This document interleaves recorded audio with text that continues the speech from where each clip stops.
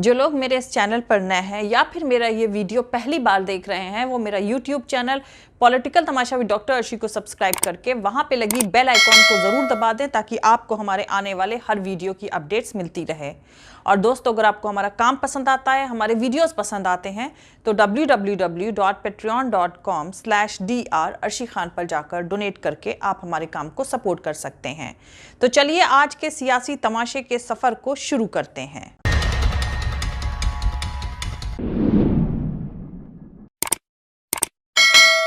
तिरंगे की डीपी लगाने का हुक्म जारी हुआ है। इसके बाद हजारों ने तिरंगा लिए खड़े नेहरू की तस्वीर को डीपी बना लिया।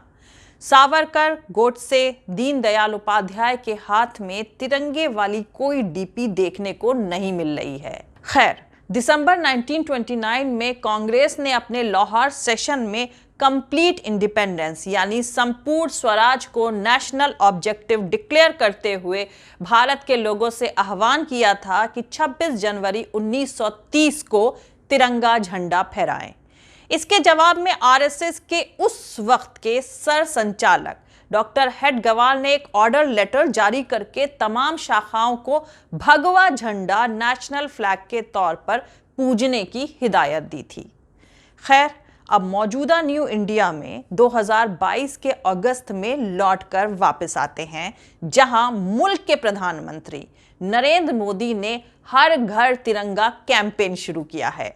उन्होंने कहा है कि अमृत महोत्सव के तहत 13 से 15 अगस्त तक हर घर तिरंगे का ऑर्गेनाइजेशन किया जा रहा है और इसी के तहत उन्होंने ट्यूसडे को अपने सोशल मीडिया अकाउंट्स की डीपी यानी डिस्प्ले पिक्चर बदल दी है और इसकी जगह तिरंगा लगा दिया है। इसके साथ ही प्रधानमंत्री ने फेसबुक, ट्विटर जैसे अपने अकाउंट्स पर लिखा, आज 2 अगस्त का दिन खास है। ऐसे वक्त में जब हम आजादी का अमृत महोत्सव मना रहे हैं, हमारा देश हर घर तिरंगा जैसे कलेक्टिव आंदोलन के लिए तैयार है। मैंने अपने सोशल मीडिया पेजेस पर डीपी बदल दी है और आप सभी से भी ऐसा करने को इंसिस्ट करता हूं। उनके इस इंसिस्टेंस के बाद home minister Amit Shah, defence minister Rajnath Singh, finance minister Nirmala Sitharaman जैसे कैबिनेट मिनिस्टर्स ने तो डीपी बदल ली, लेकिन बीजेपी की मदर ऑर्गेनाइजेशन यानी मातृ संगठन आरएसएस के ट्विटर हैंडल में ऐसा बदलाव नहीं दिखा। इसी को लेकर लोगों ने निशाना साधा और प्रधानमंत्री पर तंज भी कसे और उन्हें इसका चैलेंज तक दे डाला कि वो आरएसएस और उनके ऑफिस बियरर्स की डीपी बदलवाएं और वहां तिरंगा लगवा कर दिखाएं। लोगों ने प्राइम मिनिस्टर नरेंद्र मोदी को यह चैलेंज यूं ही नहीं दिया है। दरअसल आरएसएस तिरंगा पर अपनी राय को लेकर हमेशा से सुर्खियों में रहा है।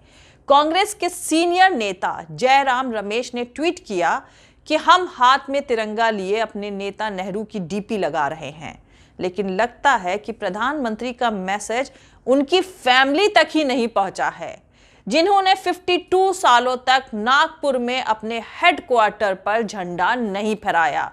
वो क्या प्रधानमंत्री की बात मानेंगे? वहीं कांग्रेस के श्रीनिवासन ने आरएसएस के ट्विटर हैंडल का स्क्रीनशॉट शेयर किया है, जिसमें तिरंगा कहीं नहीं दिखता है बल्कि आरएसएस और उसका भगवा झंडा दिखता है।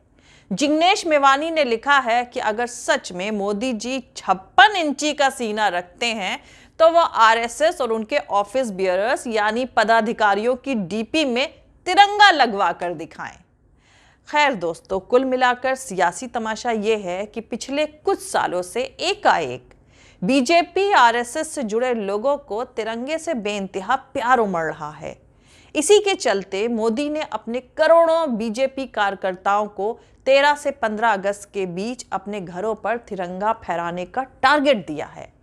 अब ज्यादातर लोगों का कहना है कि आरएसएस और बीजेपी की तिरंगे से मोहब्बत अगर सच्ची है तो पहले एक काम करें कि आरएसएस मुख्यालय यानी आरएसएस हेडक्वार्टर और उनकी वेबसाइट पर बनी भारत माता की तस्वीर में भारत माता के हाथ में भगवा झंडे की जगह तिरंगा झंडा थमा दे।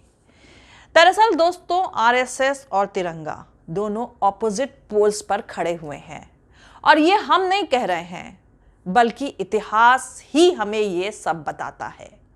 1930 से आरएसएस को तिरंगा सख्त नापसंद था।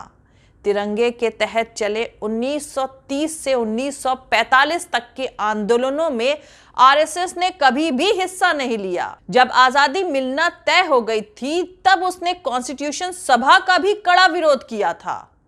भारत की आजादी के मौके पर 14 अगस्त 1947 को आरएसएस के माउथ पीस अखबार ऑर्गेनाइजर में एक आर्टिकल छपा था जिसका टाइटल था भगवा झंडे के पीछे का रहस्य, यानी भगवा झंडे के पीछे का राज।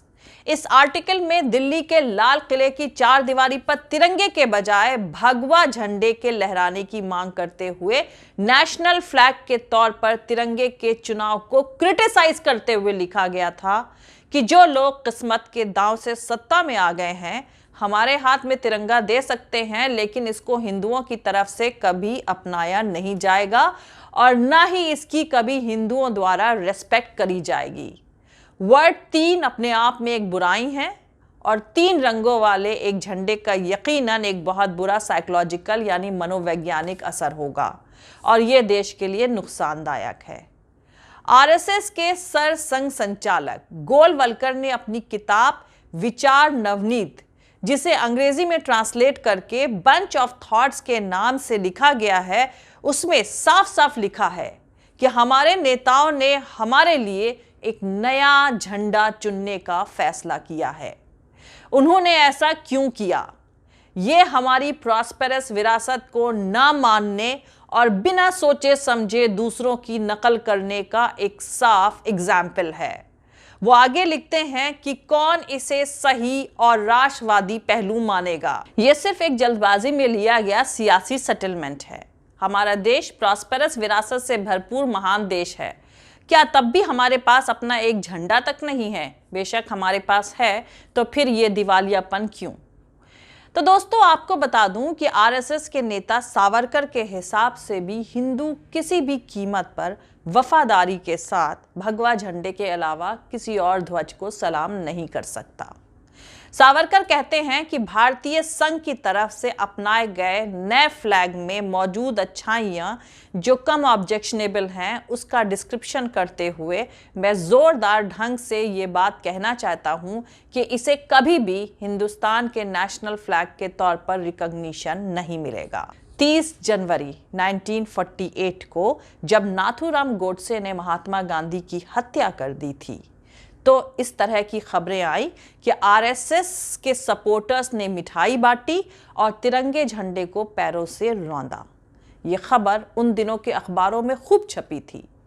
24 फरवरी 1948 को एक भाषण में पंडित जवाहरलाल नेहरू ने कहा था कि कुछ जगहों पर आरएसएस के मेंबर्स की तरफ से नेशनल फ्लैग का अपमान किया गया। वो अच्छी तरह से जानते हैं कि झंडा नीचा दिखाकर वो खुद को गद्दार साबित कर रहे हैं।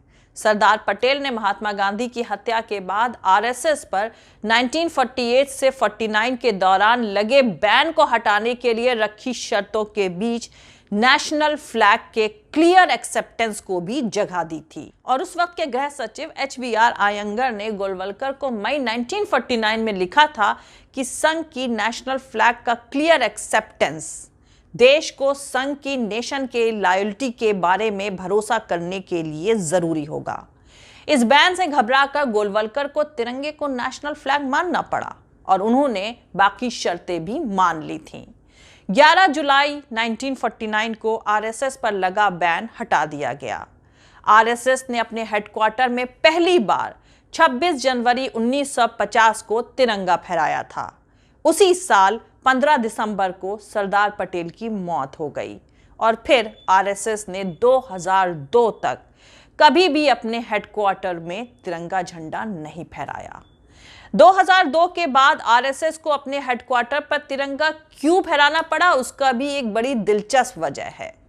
दरअसल 26 जनवरी 2001 को आरएसएस हेड ऑफिस नागपुर में 3 लड़के बाबा मेंढे, रमेश कलंबे और दिलीप चटवानी घुस गए और उन्होंने वहां तिरंगा फहराने की कोशिश करी।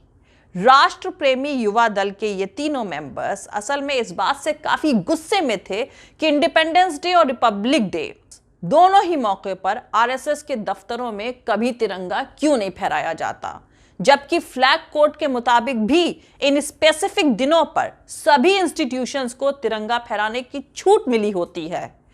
इस जुर्म के लिए आरएसएस ने उन्हें गिरफ्तार करवाया और उन पर मुकदमा चलाया गया, जिसे केस नंबर 176 नागपुर 2001 के नाम से जाना जाता है। अगस्त 2013 को नागपुर की एक निचली अदालत ने तीनों आरोपियों को बाइज्जत बरी कर दिया था। तो दोस्तों, यह है हिस्ट्री आरएसएस और उनके सियासी यूनिट बीजेपी की। और इसीलिए बीजेपी और आरएसएस जो अभी जुम्मा 20 साल पहले ही देशभक्त हुए हैं, जब तिरंगा फहराने या देशभक्ति की नसीहत लोगों को देते हैं, तो लोगों को इस सियासी तमाशे से काफी ताज्जुब तो होता ही है, साथ में शक भी होता है।